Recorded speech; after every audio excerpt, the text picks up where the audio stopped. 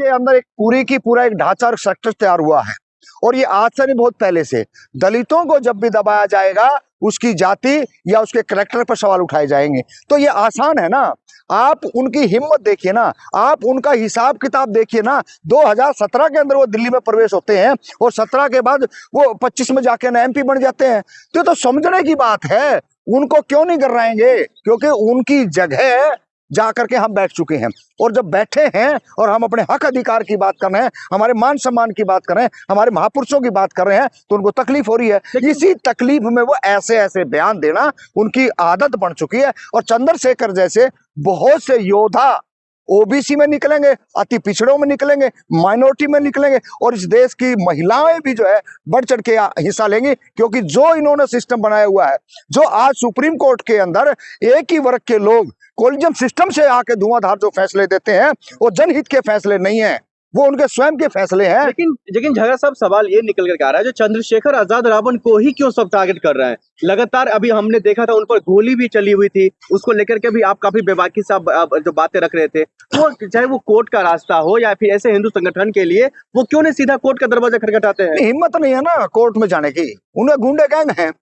वो गुंडा गैंग जो है, वो इसी वर्तमान के अंदर सत्ता में जो सरकारें हैं, उन्होंने ये साबित कर दिया है कि इस देश के अंदर कोर्टों की जरूरत नहीं है, इस देश के अंदर पुलिस थानों की जरूरत नहीं है, न्यायपालिका की जरूरत नहीं है, ना कार्यपालिका की जरूरत है। उन्होंने तो ऐसे ऐसे संगठन है, उनको इतनी पावर दे रखी है, जो रात को 3 बजे 12 बजे 1 बजे जब मर्जी आए वो रोडों पे जाए, मर्जी आए जब लूट खसूट करें, मर्जी आए जब हत्या बलात्कार जैसे अपराध करें। लेकिन न्याय के जो चीजें हैं, जिन्होंने न्याय करना है, वो तो मौन बैठे हैं। लेकिन सर, पुलिस का काम RSS करे, पुलिस का काम करनी सेना करे, पुलिस का काम बजरंग दल करे, पुलिस का काम अन्य उनके जो संगठन है वो करें। तो इस देश के अंदर जो इतना बड़ा जो ताम झाम जचा हुआ है, इस सरकार ने बंद कर देना चाहिए। बलडोजर राज तो आपने लिया दिया ना। सवाल ये भी है, जो अगर दलितों का सबसे बड़ा चेहरा एक तरफ चंद्रशेखर आजाद रावण है, तो फिर मायावती जी क्यों नहीं उसके साथ कर रही होती है? मायावती जी क्यों नहीं खुलकर चंद्रशेखर जी के साथ आते हैं? देखिए, राजनीतिक दल है, राजनीतिक अलग अलग सोच होती है, अलग अलग धाराएं होती हैं, वो अलग मामला है। जब सामाजिक मुद्दे पे कोई बात आती है तो बोलना चाहिए।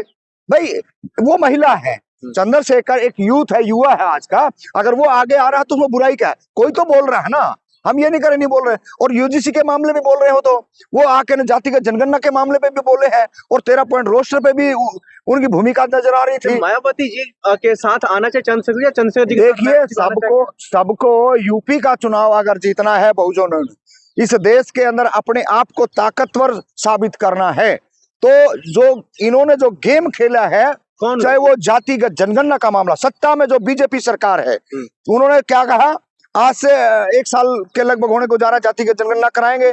जातिगत जनगणना में ये कॉलम आज भी नहीं है कि उसमें OBC को शामिल नहीं किया गया। भाई, जातिगत जनगणना तो होती थी ना, OBC को शामिल क्यों नहीं कर रहे? आप OBC को शामिल करिए, जातिगत जनगणना जब मानी जाएगी।